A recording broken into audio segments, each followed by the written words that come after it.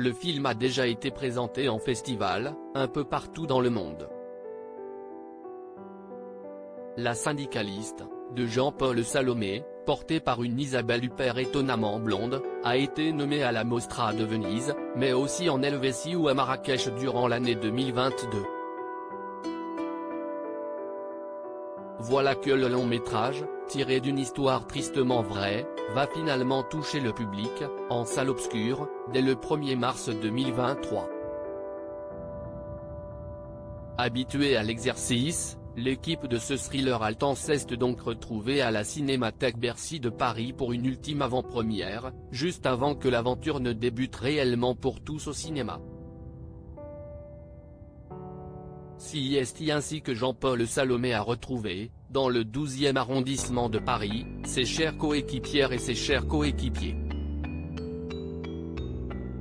Isabelle Huppert, sa sublime héroïne vêtue de velours noir, mais aussi François-Xavier de Maison, Marina Foïs, Pierre Deladonchamp, Jean-Paul Salomé, Gilles Cohen et Olivier Lousteau.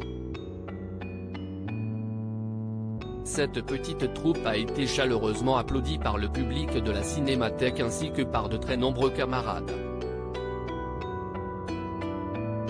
Reda Kateb, la chanteuse Aloïse Sauvage, Caroline Michel Aguirre, Maureen Carnet, Gérard Krawczyk, Emmanuel Cosso, Michael Gregorio, Jean-Christophe Bouvet, Pierre Cadeau dans la série Netflix Emily in Paris, Carole Fauvel, Laurent Larivière, Guylaine Londé, Emmanuel Salinger ou encore Bernard Ménès. Le film La syndicaliste est déjà considéré comme le thriller français de l'année par le site Allociné. Il s'agit d'une adaptation rigoureuse du récit biographique de Caroline Michel Aguirre, qui porte le même titre, directement inspiré par l'affaire Maureen Carnet datant de 2012.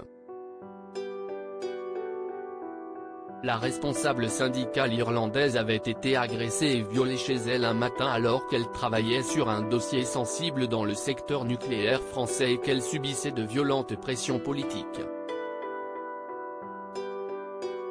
Pour découvrir ce scandale d'État mis en lumière sur grand écran par Jean-Paul Salomé, rendez-vous au cinéma dès le mercredi 1er mars 2023.